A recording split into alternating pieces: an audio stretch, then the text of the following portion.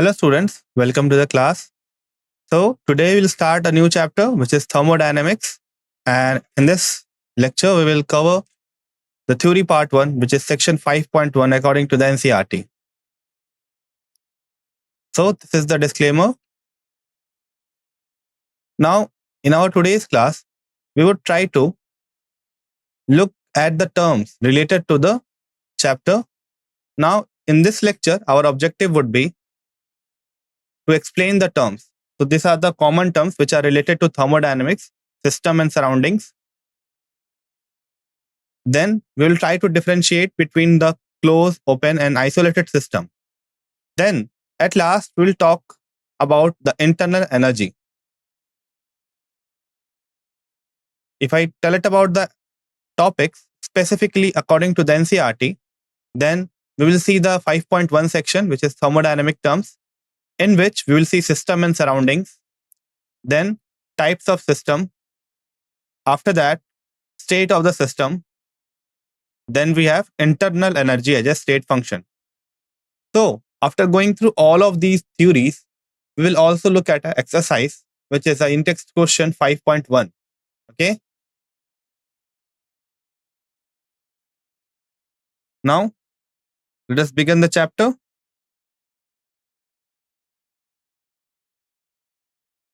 What is thermodynamics?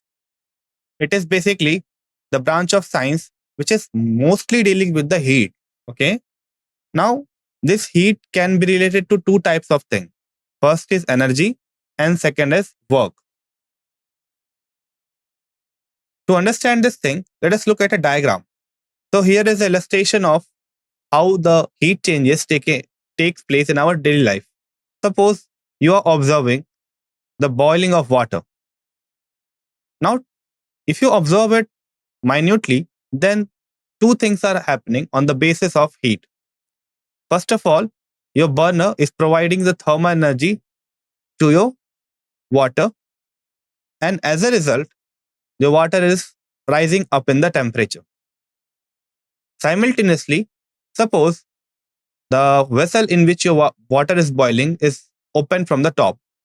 Now, that will result in exposure of your water with the environment.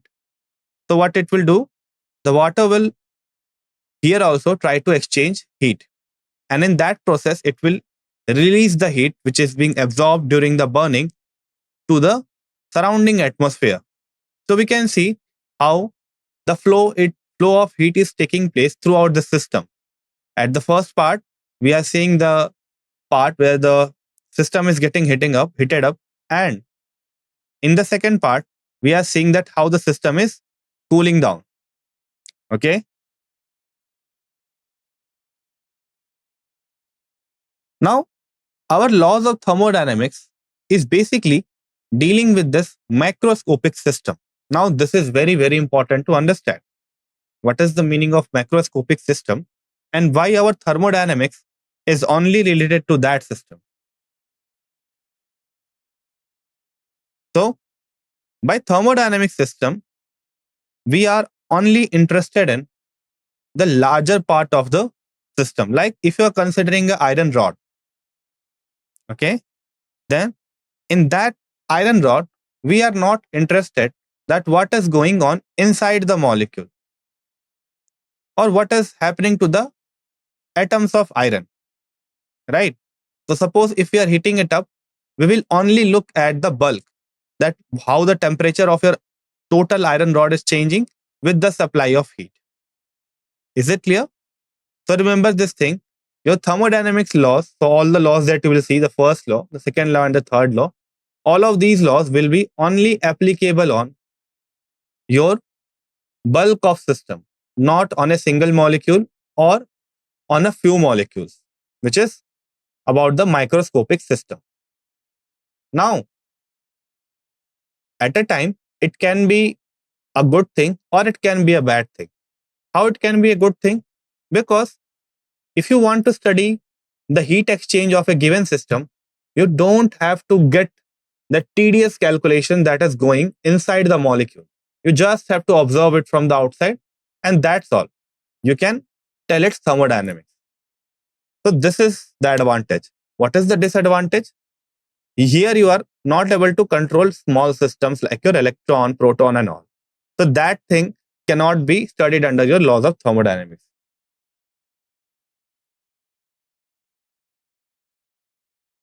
Now, coming back to the topic. So as I said, it is not related to the microscopic system, and two things are not addressed in this chapter. First is, how is the energy change taking place and at what rate it is taking place. So we are not concerned about the thing that the speed of the reaction is what and what is the mechanism of the reaction. So that is totally out of the context with reference to this chapter. We are only worried about the initial stage of the reaction and the final stage of reaction, and what is the heat changes that are occurring during the whole of the course. So these things are important to remember because you may find it normal from the objective point of view, but believe me, this will help you a lot to understand a question if it is a numerical one or if it is a theoretical one. Okay, so remember these two things. Again, I am repeating it. So thermodynamics will be only applicable to macroscopic system like your table, like your chair, like a system which you are studying. And second thing, it is not at all relatable to the rate of the change or rate of the heat exchange and how the rate is occurring. So as I said, we are only interested in the initial and final stage of the system undergoing change. So these are all the systems on which we will apply thermodynamics. So if I conclude my introduction part, then we can separate the scope and limitations. How? If I talk about the scope, then it will tell us about the properties of matter. It will help us to predict the possibility of a chemical reaction with the help of heat changes that are going inside it. Then it will help us to tell that to what extent the chemical reaction will occur. Now, this is very, very important. So three parts are there in a reaction. If you're considering a reaction, how is the reaction going and at what rate it is going, and third thing, what amount of product we will get. Talking about the rate of reaction, so that part will be dealt in the chemical kinetics. If you talk about how the reaction is going, then that part is also dealt in the chemical kinetics. But if I talk about that what amount of product will be formed, so that thing is studied under thermodynamics and equilibrium in total. Now both are equally responsible for predicting the amount of product that will be formed. Okay. Now talking about the limitations, it fails to tell the speed of a reaction. As I said, the speed of the reaction is predicted by the chemical kinetics. Then it is not capable of telling the path of the reaction. Again, that thing is also dependent upon the kinetics, that how the reaction is going, if it is fast or slow, then which mechanism it will follow. So all of those is totally studied under the kinetics chapter, which you will see in the 12th class. And the third thing, that it is not applicable to microscopic system. Now this is both a ban and a boon.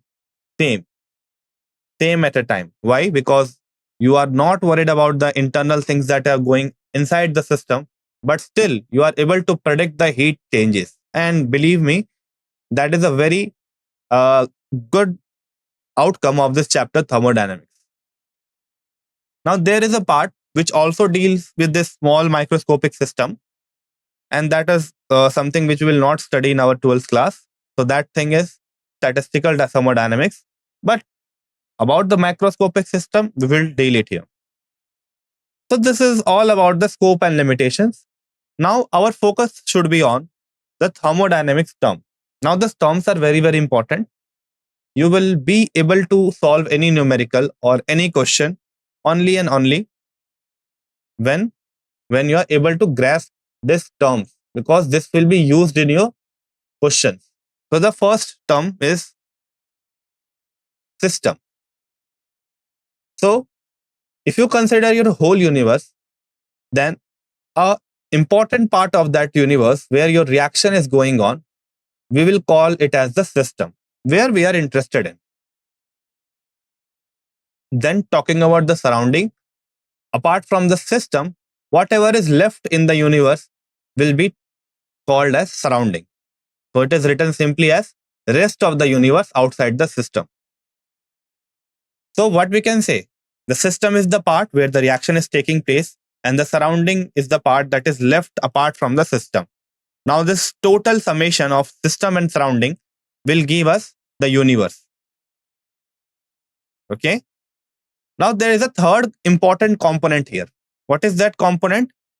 So we have two parts, system and surrounding, and there is a imaginary or a real surface. So that will depend upon the system that we're dealing with. So there is a real or imaginary surface which will separate our system and surrounding. And we call it as boundary. Okay. We call it as the boundary.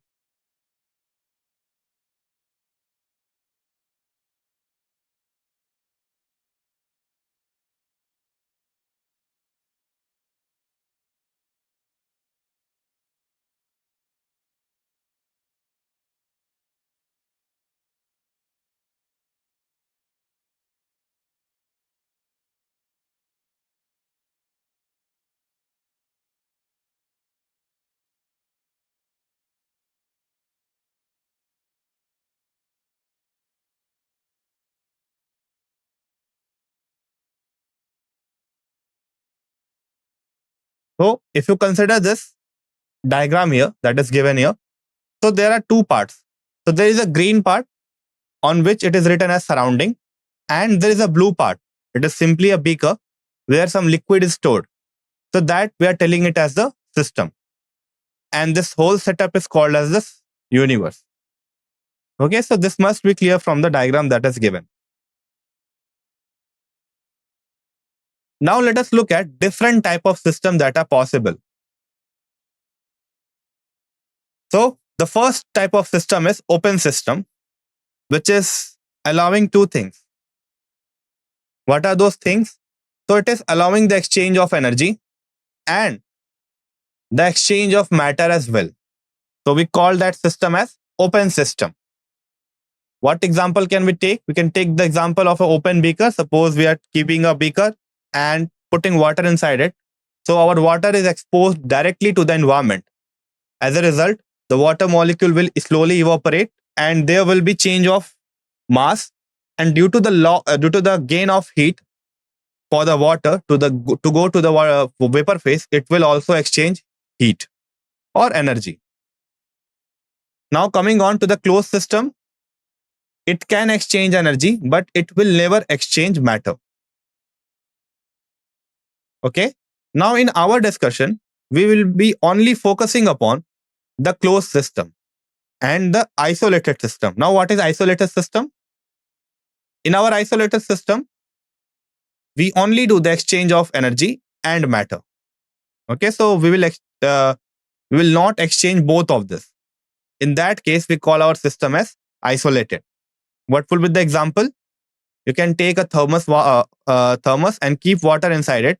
Now the wall of the thermos is kind of insulating. So it will not allow the heat to go through this wall as well as the matter to pass through this wall. Okay. So remember this, student, it's very important.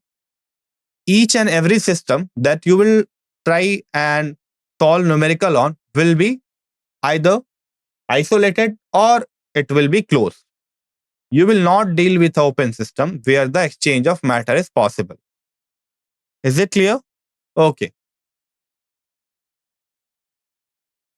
Now let us try to define the state of a system and the types of function. Now this may be confusing for you, that what is state of a system?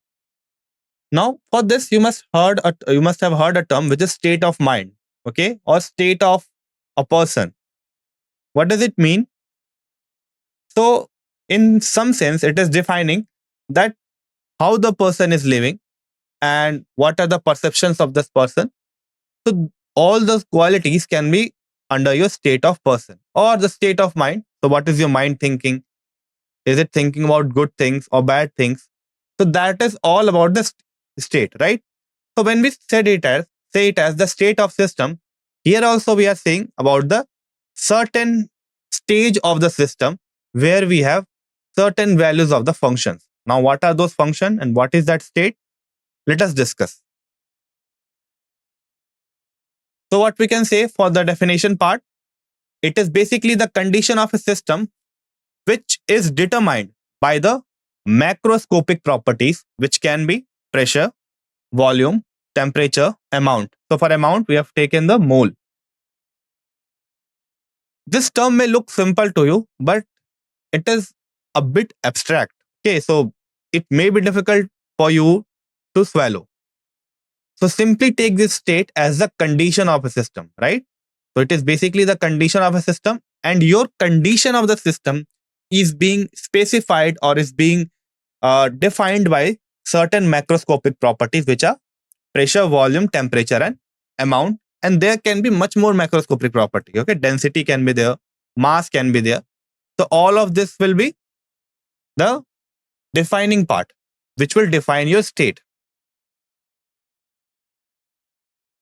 Now, these defining things or these defining macroscopic properties are called as functions. Now, functions can be of two types. What are those types? The first type is state variable. We'll talk about it in more detail. And the second type is path function. So we can call it either. We can call it a state variable or state function. We can call it as path variable or path function. Okay, you can use the variable and functions term both. Now, how do we sum up all of this? So basically, what we are doing, we are trying to study a macroscopic system where we are only interested in the initial and final stage. Now, this stages or this condition of the system is defined by certain properties, macroscopic properties, which we will tell them as functions. Further, your functions are divided as state functions and path functions. That's all we have discussed till now. I hope this is clear to you.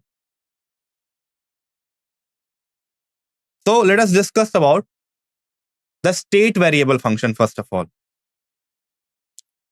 Now, the properties that will depend on only the initial and final state of a system are remembered as the state functions.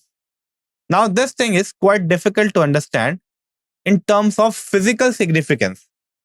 So what is being told significantly in the normal sense, that is being a difficult thing to understand.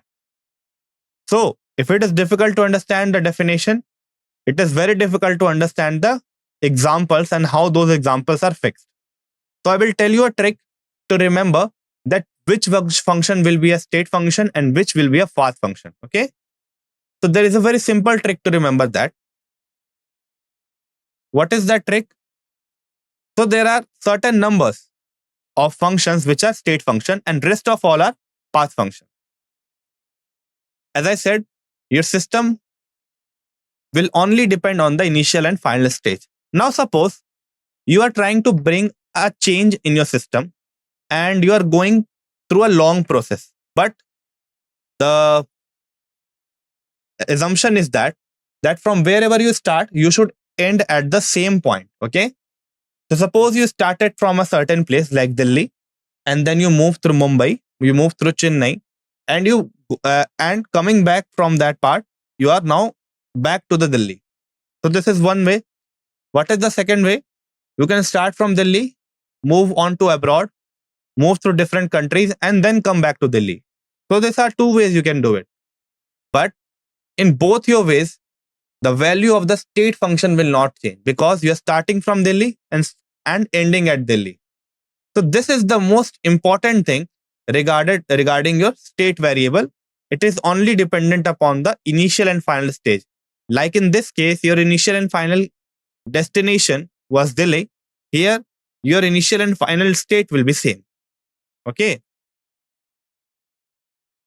Yes, you can take the example of displacement and distance. So distance will only depend on the path. So it will be dependent upon how you cover that distance, whereas displacement is only dependent upon the initial and final coordinate. Okay.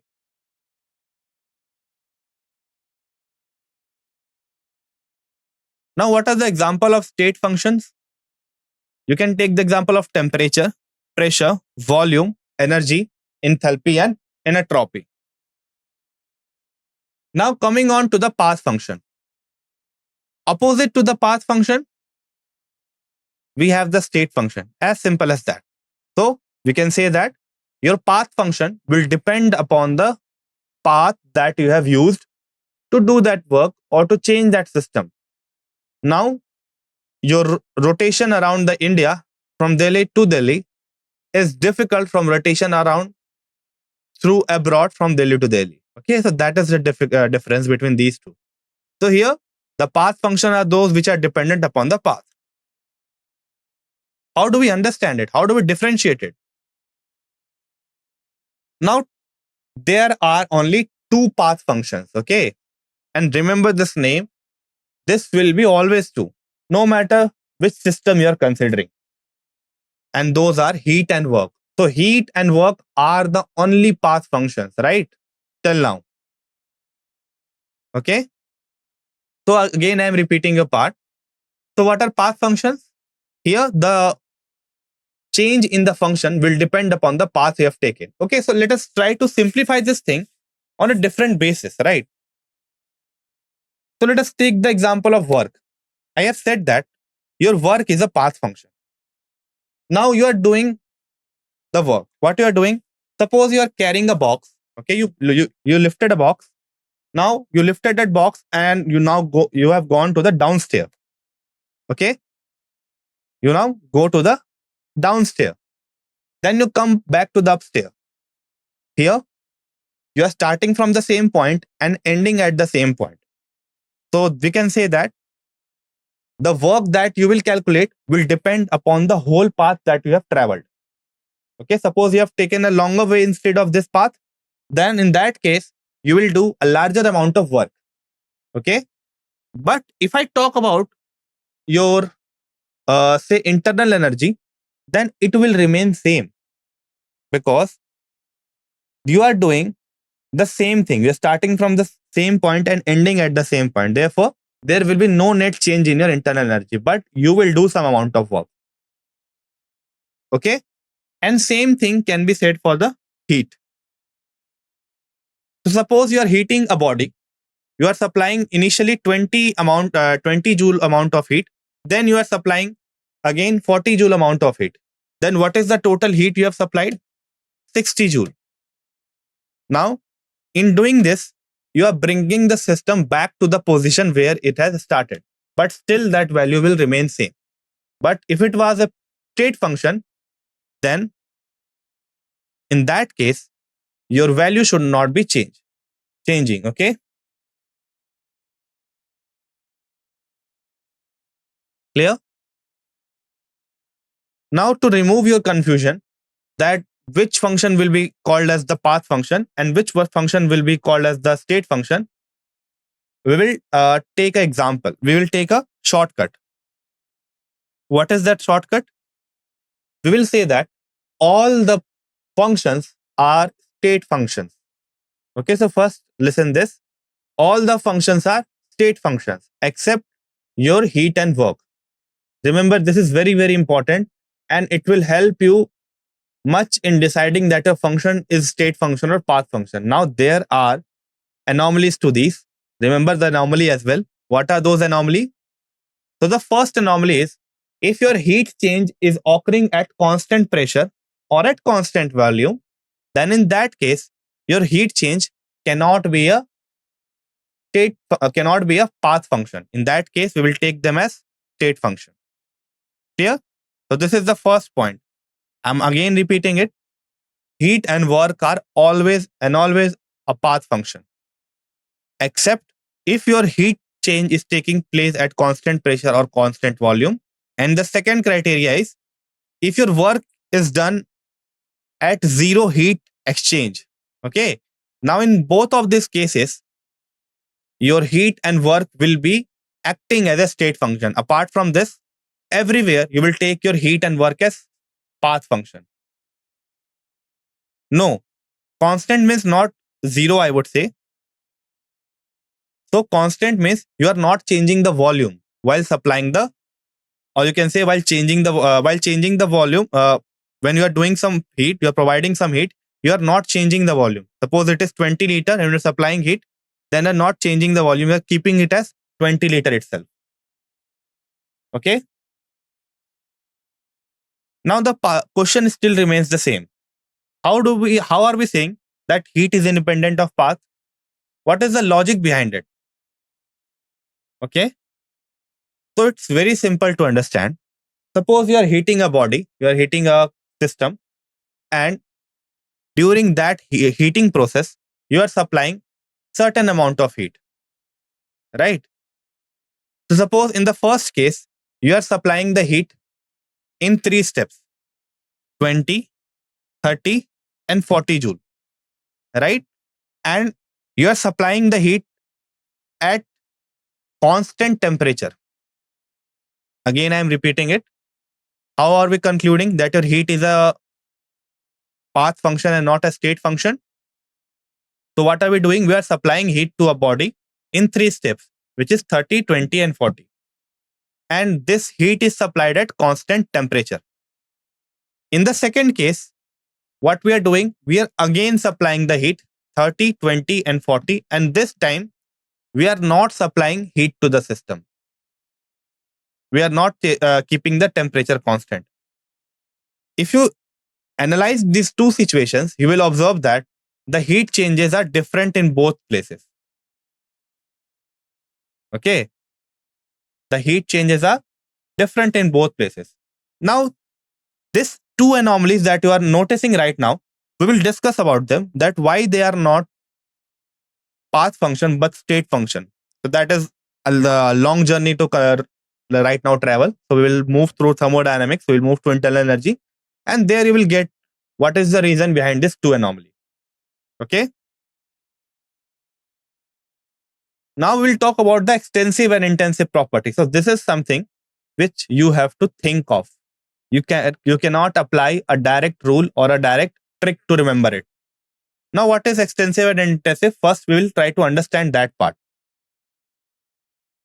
So the extensive properties are those which are dependent on the quantity or size of the matter. I guess we have already talked about the difference between the path function and the state function a lot.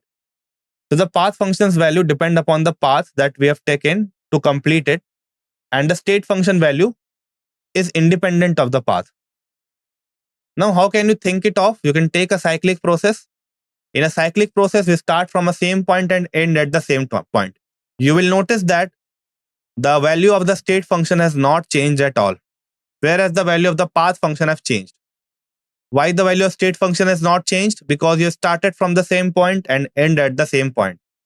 So due to no change in the state of a system, the value of the state function is not changing. But you are doing a different path. Okay, so that will result in the change of path function. Now coming on to the extensive property, it is that property which will depend on the quantity or size of matter. Examples are mass, volume, internal energy, enthalpy, and heat capacity. There are many terms which you don't know right now, like your internal energy, your enthalpy, and heat capacity.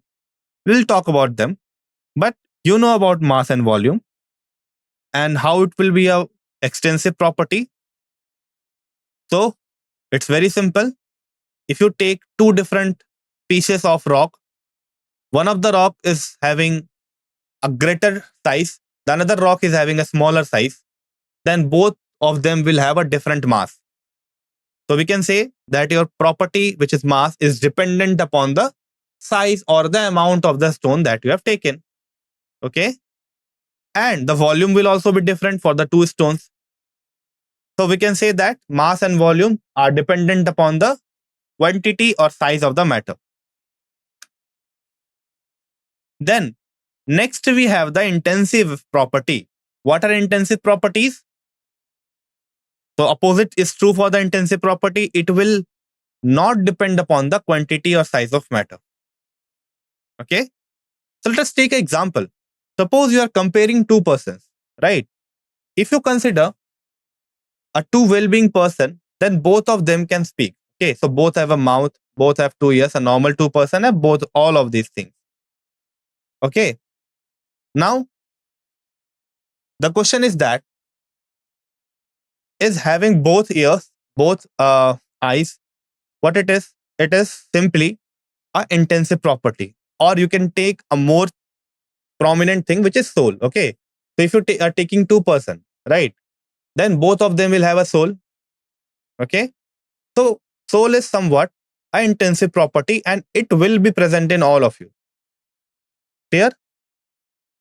But if I talk about the nature of that person, whether that person is bad or good, so that will vary from person to person. Okay. Or if I talk about the dimension of that person, whether he is, say, he's short, he's long, he has a different skin color. So all of those are dependent upon what? Those all are dependent upon the appearance or the size of the person. So that is a kind of extensive property. Now talking about the intensive property, we have the example of temperature, density, pressure, etc. I hope this is clear to you. We will try to understand the same with the help of a very easy example. Okay, coming on to the intensive property. So there is a small saying, whenever you divide two extensive property, you will always get an extensive property. How? Example, you can take mass and volume. Both are dependent upon the size of the matter. So if you divide both of them, you will get density, which is again an intensive property. Clear? Now let us take an example to understand this. Suppose you are taking a gas, which is enclosed in a volume V, mass M, pressure P, temperature T, and density rho. In the next part, what we do, we put a partition in that enclosed gas, and we are putting it in such a way that your mass and volume are divided into two equal parts. So you can try to imagine the same with the help of this diagram. So here, suppose we have two conditions. Okay. Initially, we have a whole box and we have a mass of 2 kg. Then volume is 1.67. Pressure is 101 kilopascal. Temperature is 20 degrees Celsius. 1.2 is the density. Now you divide this whole compartment into two parts with the help of a single partition between these two. If you understand this situation, can you think of the properties which are changing? Now I said that we are dividing this in such a way that your mass is becoming half. So your mass will change. Thus, that is absolute. The only constant we are putting it here is that we are changing it in such a way that the mass is being halved only. Okay. And the volume is also halved. Clear? Now the extensive properties, which are mass and volume, they will change. And in this case, since we are putting it as half, they will become half of the initial value for both of the compartments. But what about the pressure? What about the temperature? What about the density? It will remain same. How can you imagine it? You can take a very simple example. Suppose you're considering two rooms of your house. Okay. And if you consider the pressure, temperature, and density of air in those two rooms, then of course it will be equal. No matter how large or how small your home is or your room is. Okay. So again, I am repeating it. You are taking two different rooms of your home. Imagine it. If you consider the pressure in both your rooms, it will be same. It will be 1 atm, which is the normal atmospheric pressure. The temperature will also be same until and unless there is air condition or something external device. The temperature will be same. Similarly, the density of your air will be almost same.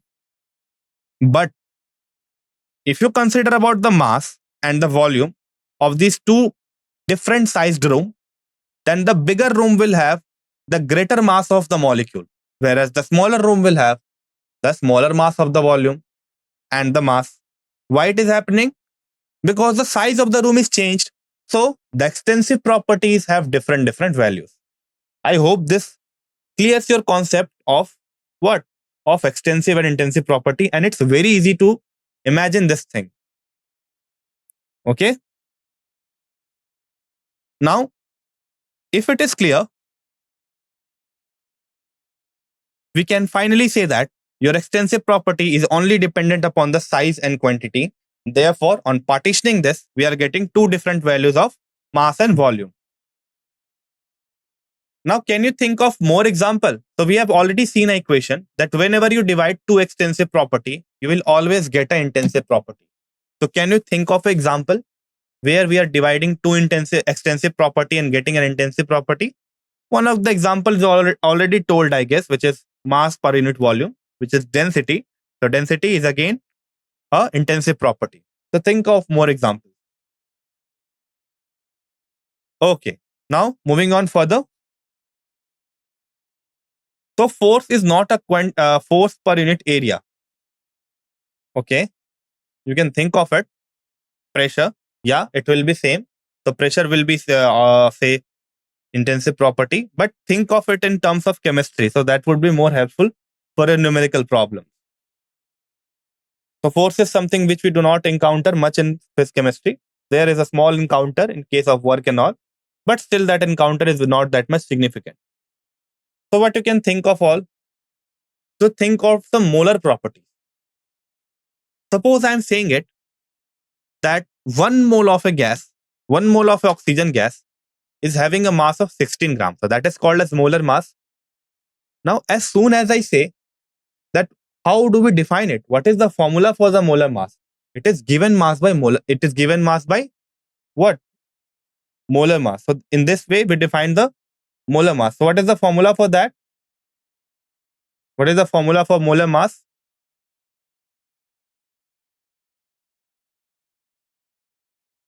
How do we define it? So it's very simple. It is 1 by 12th of the mass of a carbon-12 atom. Okay, in this way, we define the molar mass.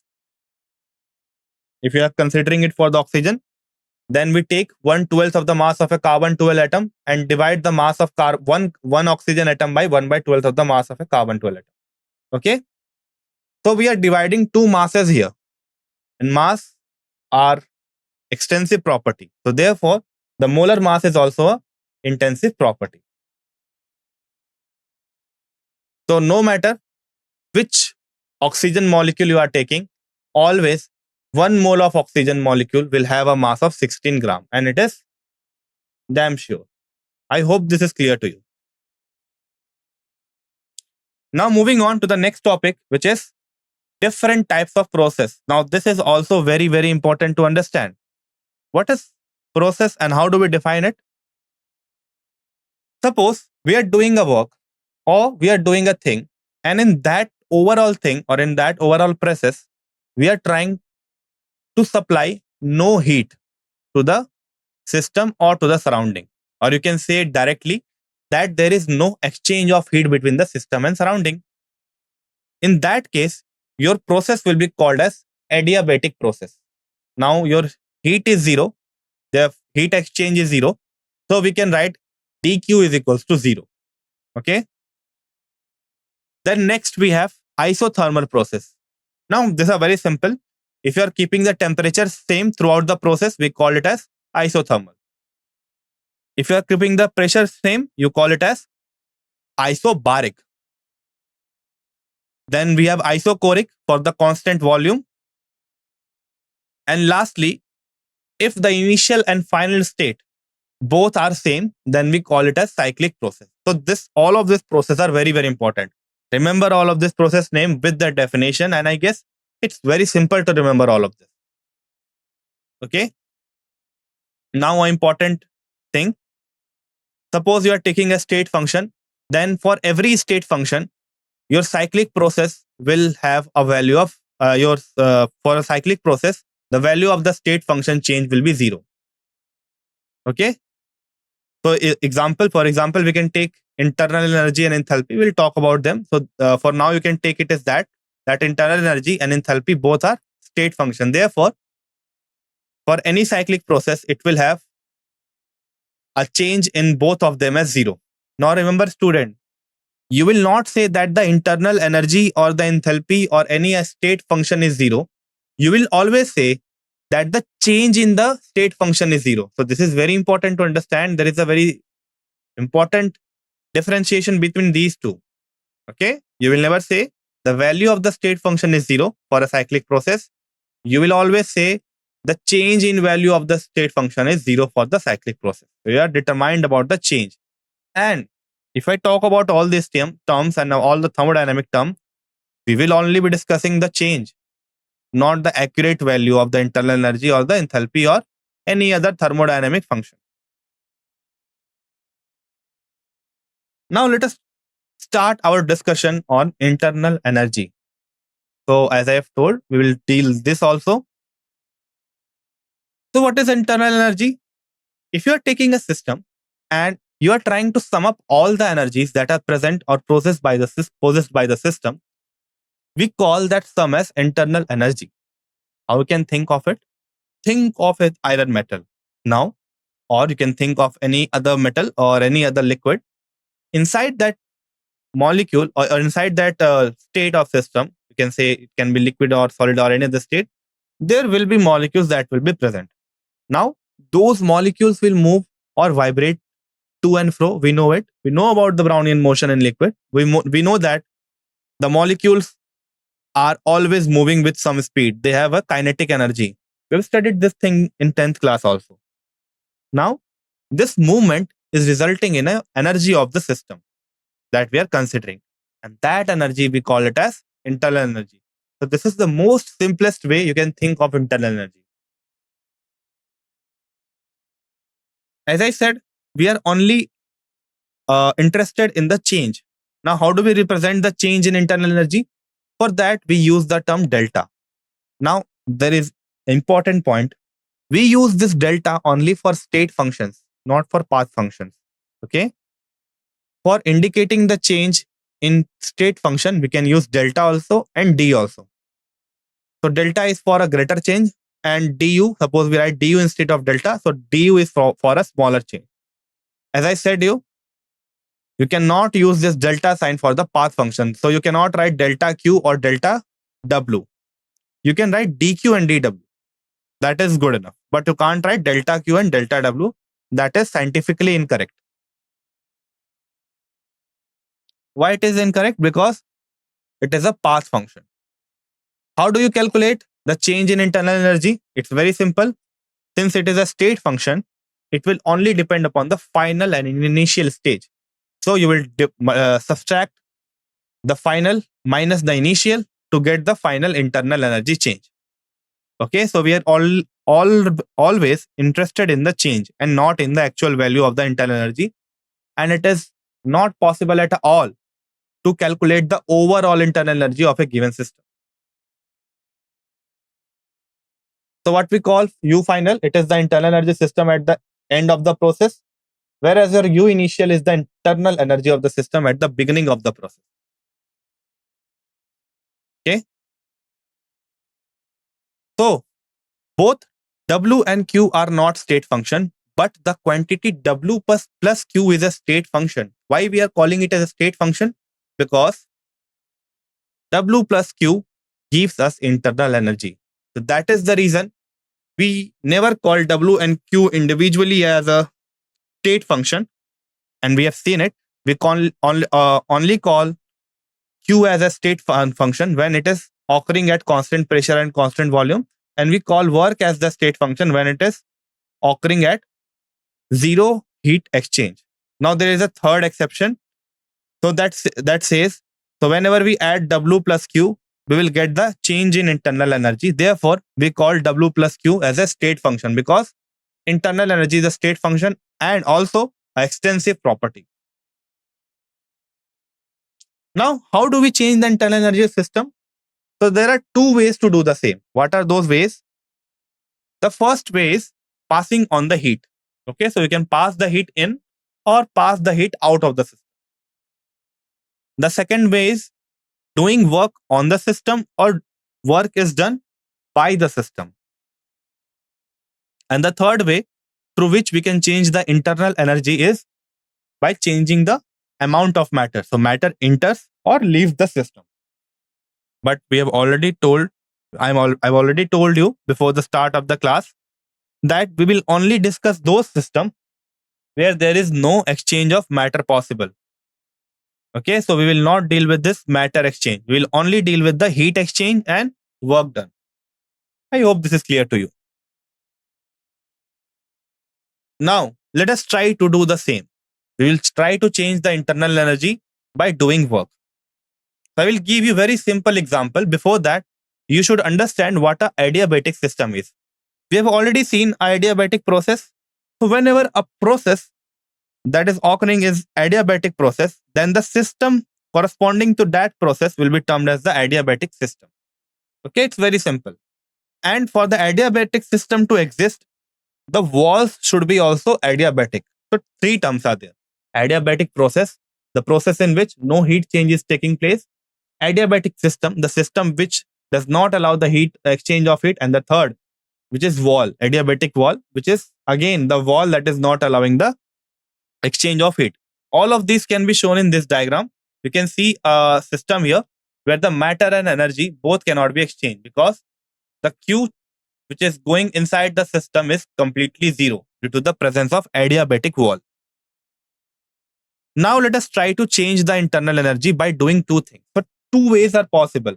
If I talk about the work, then two ways are possible through which we can change the internal energy, just mechanical and electrical work.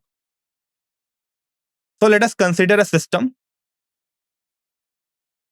And we say that A is the initial state of the system and TA is the temperature of the state A.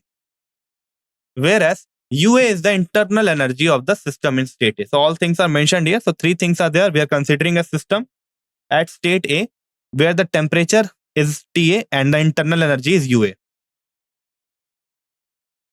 Now next, what are we doing? In that system, we are trying to rotate small paddles. And in rotating the paddles, you are churning the water. So churning, you can simply think we are revolving the water around. You must have seen it. If you revolve a motor or something in a water, then your water will swirl. So this was the system. We initially have the system at state A, temperature TA, internal energy UA. After paddling this fans, what you will observe that your system has reached a new state and we call that state as B.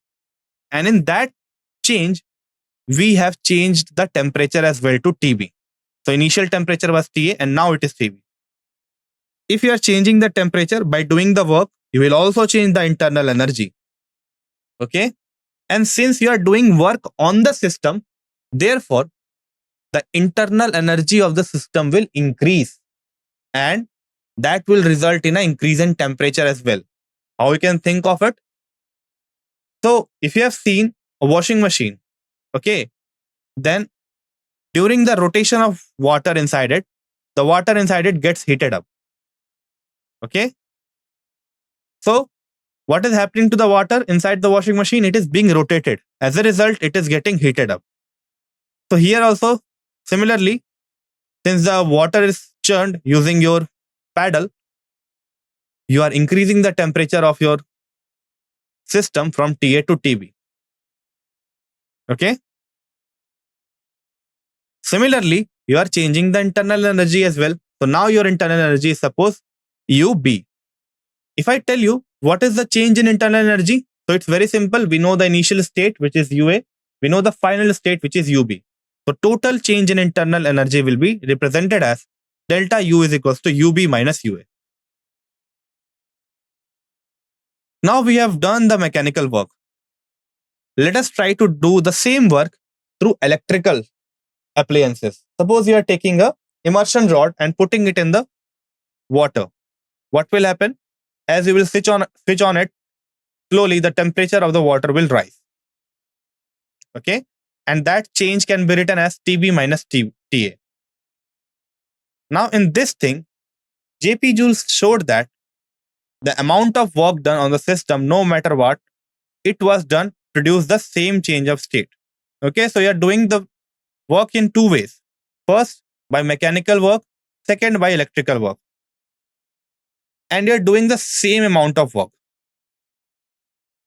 So JP Joule says that if it is doing the same amount of work, then the value of the state function will also change by the same amount.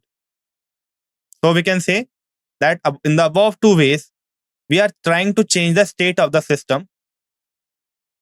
First, by doing work.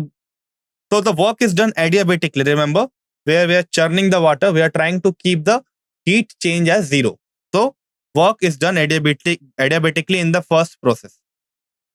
Whereas that results in a delta U. And that delta U is only due to the work that we have done. So we have written it here that the change in internal energy is equal to the work done adiabatically. So we'll talk about it. So there is a small thing that we will add to it. Next, since the internal energy is a state function, so you can do it as U2 minus U1. Now, can you see how your work done adiabatic is a state function? We have told it. So the work done adiabatic is always a state function. And this can be summarized in this point, which is change in internal energy is equals to the adiabatic work. And since your change in internal energy is a state function, so will be your adiabatic work. I hope this is clear to you. Now, next, what about the sign convention? If you are doing work on the system, it will be always positive. So suppose you are compressing a gas, then in that case, the work done will be always positive. In the second case, if you are doing work by the system, or the system is done by the work is done by the system, that is your expansion. So in that case, the work done will be taken as negative. Is it clear? Now let us move on to the second way through which we can change the internal energy, and which is heat change. Now this heat change is occurring such that we are doing no work. So in the first place, we are doing the work and doing no heat exchange. In the second place, we are only doing the heat exchange and no work. What will happen here? Suppose we place a system which is at a temperature TA. Okay, and we are putting it in a heat reservoir which is at temperature TB, and the wall of the container is a conducting one. Okay, if it is a conducting one, it will allow the transfer of heat from the inner system to outer system. Let us try to imagine it. Suppose this is your system, and the dotted blue line is your heat reservoir, inside which we are keeping a water in a copper vessel. Okay, now your copper is a conducting material. Suppose TA and TB are same, then there will be the exchange of heat between TA and TB depending upon the value of TA and TB. So let us see about that. Suppose your TB and TA are not equal. In the first case, the TB is greater than TA. Then what will happen? The heat will flow from the reservoir onto the beaker. So the system here is absorbing the heat from the reservoir. We can say it.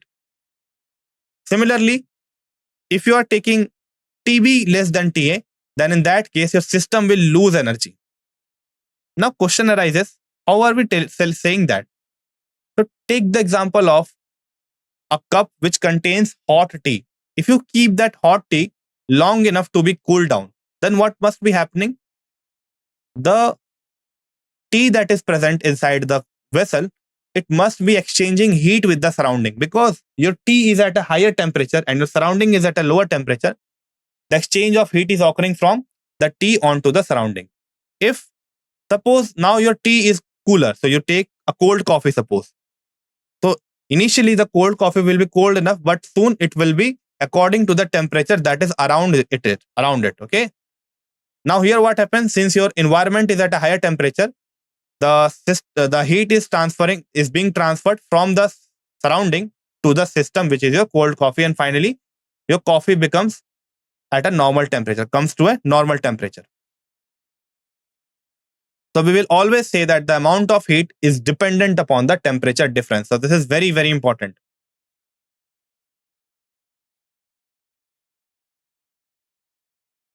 Now, if I talk about the convention of heat, so it's very simple.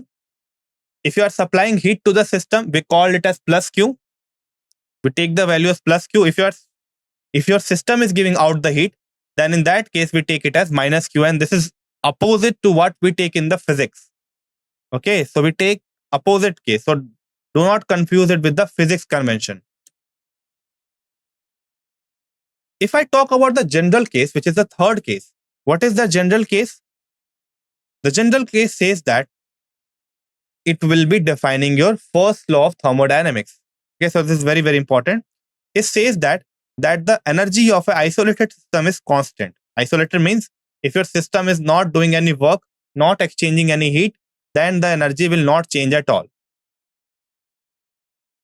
which is also termed as law of conservation of energy. Now, what can be the mathematical expression for this? So suppose you are doing a change in the system by both the ways. You are supplying heat or taking heat and you are doing work. Okay, so you are changing both Q and W. Then in that case, your total change of the internal energy will be equals to Q plus W. Okay. So we can now formulate our mathematical expression for the first law of thermodynamics, that your change in internal energy can be brought in two ways. The first one is by supplying heat or by taking out heat. Second one is by doing work or by making the system do the work.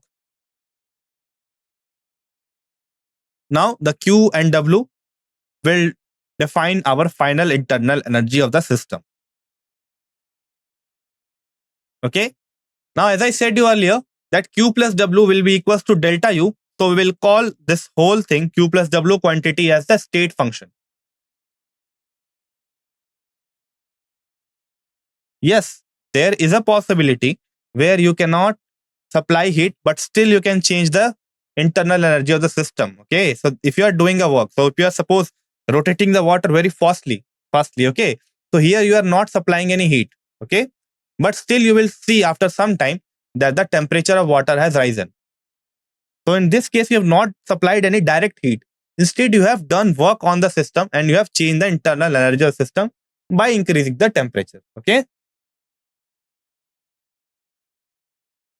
Now, if I talk about an isolated system, since your internal energy is zero, okay, and your W and Q will be also zero. So why it was zero internal energy? Because no work is done and no heat is supplied. Therefore, your delta U comes out to be zero. Now, there is a small question for you. We will not spend much time on it. I am giving this question for you as a homework. Just try to solve this question. It's very simple. So there are three cases and you have to express the exchange in internal energy. We will talk about this in the next class. So thank you for attending the session. I hope you enjoyed the lecture.